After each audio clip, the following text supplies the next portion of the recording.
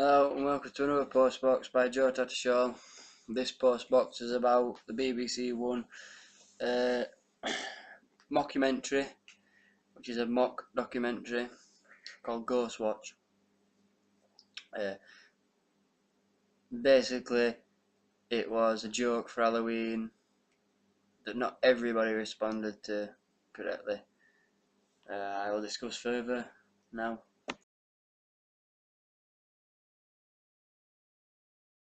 Like I said, Ghost Watch is a mockumentary, a mock documentary that attempts to record the presence of a supernatural being in somebody's house. However, the thing was all set up, it was all fake. But at the time, which was 1990, might have been before that. When was it that? In the 90s anyway. But yeah, they got Michael Parkinson to present the show, and they also had some specialists that worked in the field of ghosts. They also had a camera crew at the house with live feeds to the house, and they had a number that people could call to get in touch. But the number was supposed to say when you rang it, "This is just a mock," and stuff like that. Like, this is just a mock. Do not worry. Sit comfortably and enjoy. But because so many people were ringing in, the number became engaged.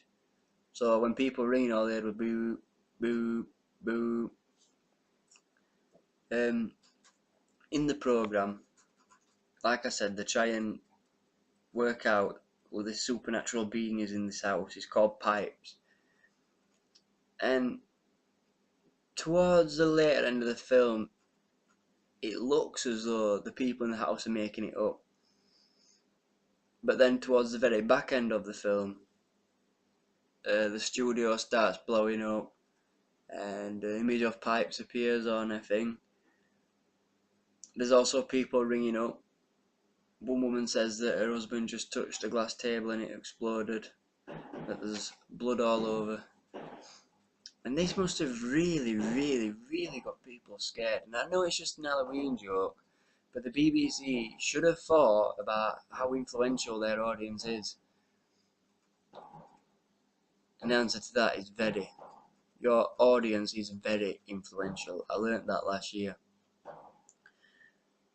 There was one recorded case of a young man who wasn't very well, and he ended up killing himself because of this video, which is really bad. Anyway, now you know what it is. Now you know what happened in it.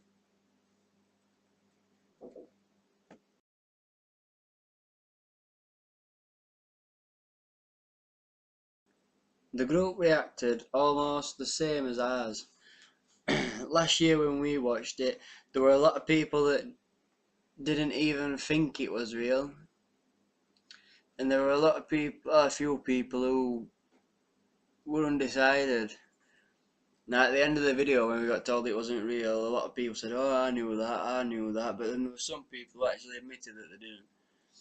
In Group B this year, almost all the class did not believe that Ghostwatch was real.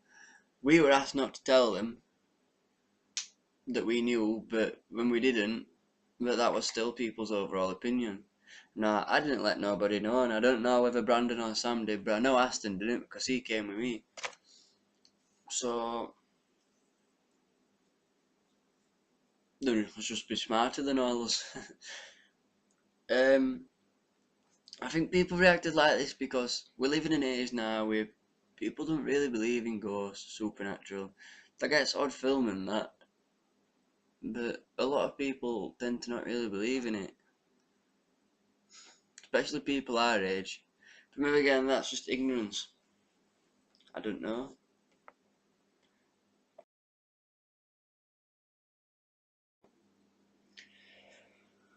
Producers made Ghost Watch more believable because they used Michael Parkinson, who was not known for acting, he was more straight John Bull. They also made it look live even though it was pre-recorded.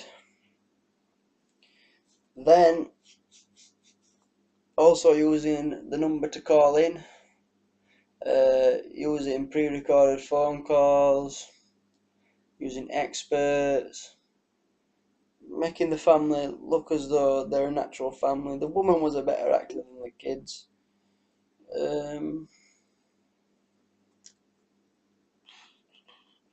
Towards the end, I could sort of tell it weren't as believable because when the stage blew up and that, but I guess that must have scared a lot of people back in time when they thought it were live. But yeah, like I said, using experts, Michael Parkinson, pretending it were live. Michael Parkinson is not an actor. So yeah, that's how I feel they made it more believable.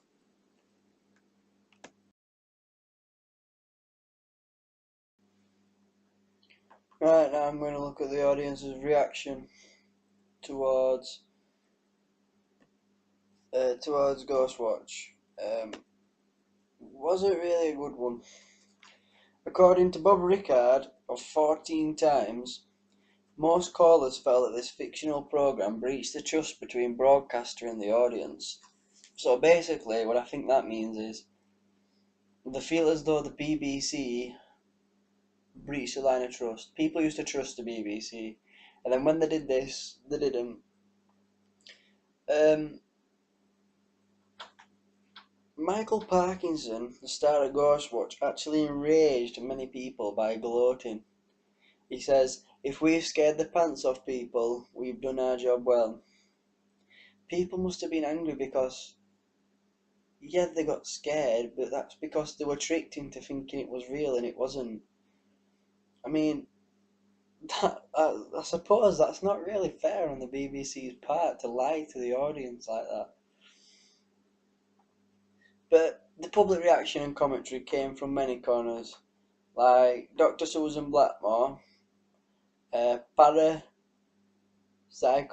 at the time. I don't even know what one of them is. There were severe ethical issues to contend with. It treated the audience unfairly. It can be exciting to play on the edge of fantasy and reality or stretch the accepted norms of television conventions, but this was neither true to its format nor fun. It was horrid to watch the distress of the girls, real or faked. I find it overlong and occasionally disgusting. The lack of adequate warnings was irresponsible. So what that tells you is that the BBC have really put their foot in it with this, haven't they? I mean, I know it was a long time ago, but they really did put their foot in it. Now, you've got to think, I thought it were eighth and eighth really listening to girls scream, and at the time I thought it was fake when I first watched it, but then as I got further in, I was like, ooh, maybe it's not. But then towards end, I definitely knew it was. It also says that the BBC should put more warnings out. There was a video on YouTube I could have looked at, which was called Bite Back, which is where members of the audience slander other programs on the television. And they did one about Ghost Watch. Now I tried opening this video to have a look, but the computer wouldn't let me. It wouldn't buffer in time, so I'm not going to do it. I'm not going to have a look yet. I'll have a look at college though. So yeah, the audience reaction, as you can tell, they were not happy, and with good reason.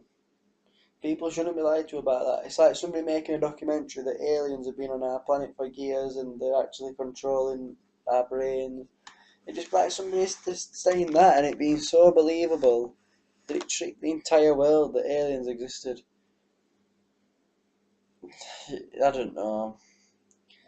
I think they were all trying to entertain us, but to a point where we bowed the sins and it didn't work. It just made people angry. But yeah, that's what I've looked up and found out that the audience said, and that's why.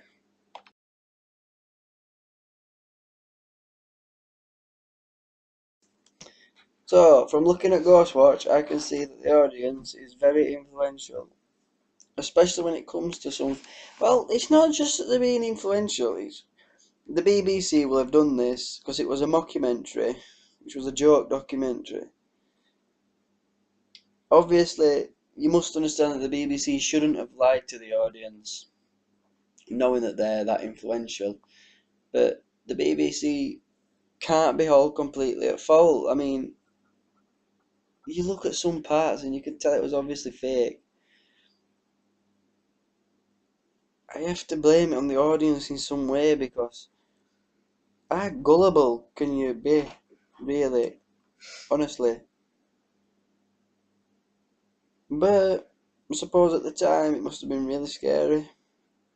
But now, uh, looking at through a media producer's eyes, I see what they were trying to do. They were trying to scare everybody for Halloween, which is a noble goal, really. But obviously, it didn't work out like they planned to. I mean, the show was banned for 10 years by the BBC. It's been banned for 20 years now. It came out in 1992, so 2012 last year. Yeah, but looking at it through media producers' eyes, I can see what they thought. They thought, well, how they can make it so believable through the phone lines and stuff like that, and then how they can trick people. But at the same time, they should have considered their audience just a little bit more.